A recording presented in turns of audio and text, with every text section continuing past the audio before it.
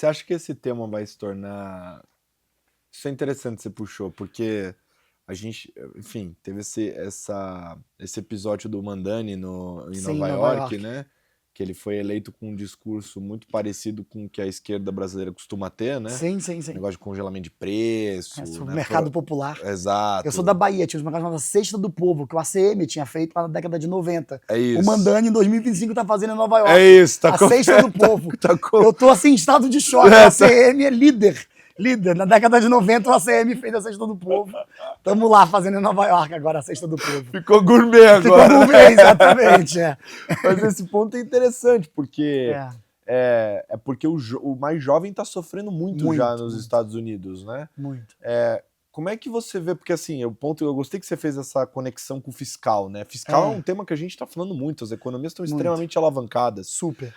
China é extremamente alavancado. Se ela para de exportar, Não, o modelo dela não para de pé. não para. Como é que você está olhando para essa questão do fiscal e dessa mudança social junto? É interessante isso. De novo, vou separar em 2 ou 3 partes sua pergunta. Deixa eu falar do fiscal da China primeiro, porque eu acho que esse é mais complexo. Assim, o problema da China não é nem o fiscal do governo, porque a dívida pública do governo central não é muito alta. O problema é que, lembra do episódio passado, eu não vou explicar tudo do setor imobiliário, porque eu passei uns 20 minutos explicando aquilo. Volta para o episódio passado, Volta pro episódio. Que eu explico tudo, né? A gente coloca aqui no descritivo para vocês o último episódio. O último episódio, exatamente. Eu não vou explicar tudo de novo, mas assim, o resultado da quebradeira do setor imobiliário, certamente é que os bancos estão sentados em um calhamaço de dívida podre das construtoras e das províncias que fizeram projetos para tentar viabilizar mais empreendimentos imobiliários que não vingaram, porque não tem empreendimento imobiliário. Então tem um bocado de centro de convenção, aeroporto, não serve para nada, tá? Porque as províncias faziam antes do empreendimento chegar. Isso está sentado no balanço dos bancos, tá?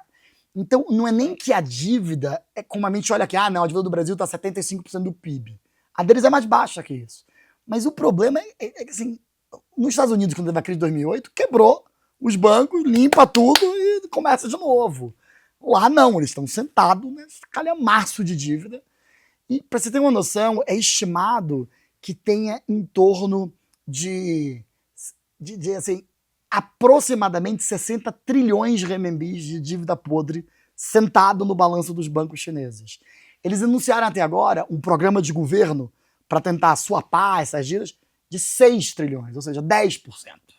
Então, assim, você vai ter que salvar os bancos, porque os bancos não podem ficar sentados em um bando de dívida podre, só refinanciando, só rolando, ninguém quebra, porque o sistema lá é quase todo estatal, mas também ninguém empresta dinheiro, ninguém faz... Só os 5 setores, 6 setores que eles estão estimulando aqui estão dando certo. O resto da economia chinesa não tem acesso a crédito, porque os bancos não têm balanço para emprestar. E eu quero falar desse resto da economia chinesa porque é 80% do PIB. Não quero sair daqui sem falar mal desse 80% do PIB, tá? Então, assim, a China tem um problema fiscal, vamos dizer, um shadow fiscal problem, né? Um problema fiscal que está fora do balanço do soberano, que é enorme, que vai ser essa dívida toda que está ali, que vai ter que ser tipo um PROER, ele vai ter que fazer um PROER em algum momento, né? Historicamente, como é que eles faziam isso? Eles faziam o PROER, só que a China crescia muito. Lembra que a China crescia 10 com inflação de 5? Então o PIB nominal crescia 15, 16 por ano, tá? Então ele enrolava 4 anos os bancos refinanciando ali. Quando você olhava, o PIB tinha dobrado de tamanho. E aí o PROER era baratinho, porque o PIB já tinha dobrado de tamanho. Era assim que eles faziam. Esse era o truque deles. O PIB nominal agora cresce 3. Então não dá mais para usar a inflação e o crescimento para diluir o tamanho do problema. Então, assim, eles vão ter que adereçar isso. Eles parecem hesitantes, parece que estão... O americano tem um termo que é kicking the can down the road, né? Tipo, estão empurrando com a barriga. Falar em bom português, eles estão empurrando com a barriga o problema, porque historicamente sempre deu certo. Porque o PIB crescia tanto que na hora de fazer o PROER lá, de salvar os bancos, era baratinho comparado com o que era 4, 5 anos antes. Então, eles vão ter que adereçar isso. A vantagem deles é que a base tributária deles é muito baixa, eles cobram muito pouco imposto. Lá não tem imposto sobre consumo, basicamente, na China. Então, eles podem fazer uma reforma tributária, começar a tributar um pouco do consumo para criar uma base tributária para não desequilibrar muito o fiscal. Mas se a gente volta para a questão de por que eu falei que os países ocidentais iam ter que gastar mais dinheiro, que é por causa do desemprego, E lá também vai ter desemprego, porque não é que o chinês está fazendo o carro da BYD, é o robô que está fazendo o carro da BYD. Se você começar a botar gastos sociais que não existem na China hoje, aí começa a ficar um negócio mais complicado, porque a pirâmide etária deles é péssima. Pra você ter uma noção, assim, a aposentadoria de um chinês das províncias do campo, né, que não são as províncias da costa, mas lembra que o chinês da província do campo, ele mora na costa, porque ele trabalha na costa, é $40 por mês. Do chinês de Beijing, Xangai, 180, 200, é isso, $200 por mês é mais baixa que a do Brasil. Tá, a aposentadoria lá. Então, não tem nada. Então, assim, se todo mundo começar a perder emprego numa população que está envelhecendo, alguma coisa vai ter que ser feita do ponto de vista de bem-estar social para acomodar aquela população, e aí pode virar um problema fiscal mais sério. Até para eles, né? Para o resto do mundo, eu acho que a gente já está mais acostumado a gastar. A gente já tem um estado do bem-estar social, vai ter a aposentadoria.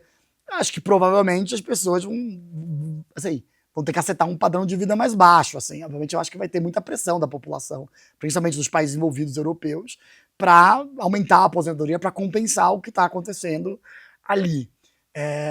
E quem vai financiar isso é uma grande pergunta, porque alguém do mundo vai ter que financiar isso, né? Essa gastança toda. Né? Normalmente quem financia a aposentadoria é o mais jovem. O mais problema jovem. É que ele está desempregado. E o mundo está com cada vez menos jovem. Exato. Tem problema assim, só tem jovem na África. Não acho que vão ser os jovens africanos que vão financiar. Não. Vamos colocar IA para financiar, né? então, né? Os robôs humanoides vão financiar pra gente. Vão financiar pra gente, né? Eu acho que... O que eu acho interessante de todo esse debate, o Fenoli acompanha muito os Estados Unidos, então acho que ele... certeza que ele mencionou bastante das dúvidas que ele tem de como isso vai acontecer nos Estados Unidos. Foi exatamente. O que eu acho que é interessante sobre a China, comparado com os Estados Unidos, é a velocidade que está acontecendo.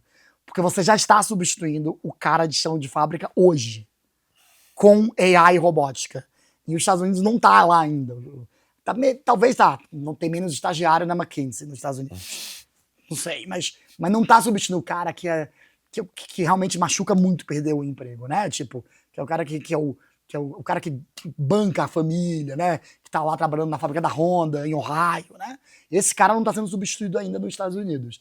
Mas na China já tá mais rápido o negócio. Então, acho que a China vai ser um bom exemplo para o resto do mundo de como as coisas vão acontecer. Sabe que eu já fui muitas vezes para a China, você sabe? Essa foi minha 14ª vez indo para a China. E eu sempre tenho preguiça de ir, porque é longe pra caramba, cansa pra caramba. Mas dessa vez eu voltei de lá e eu virei pro Bruno, que é meu sócio lá na Trash, eu falei, Bruno, você tem que ir pra China agora, cara, porque o que tá acontecendo lá... Você é o mensageiro. Agora vai, galera. Vamos. Agora vai, cara, porque o que tá acontecendo lá é um negócio muito intenso e muito rápido. E assim, é difícil de entender daqui, assim. E eu quero voltar lá daqui a um ano, porque eu acho que a velocidade tá tão alta dessas mudanças, que já vai ter eu já vou estar falando de outras questões, outros problemas, e vendo uma outra China daqui a 12 meses, assim, porque eu fiquei 18 meses sem ir dessa vez, de final de 23 para agora. Você achou que foi demais? Achei que foi demais. Achei que foi demais, exatamente. Dada a velocidade das daqui coisas. Daqui 12 meses em Dinamarca que você volta Já aqui. marca. Já deixa marcado.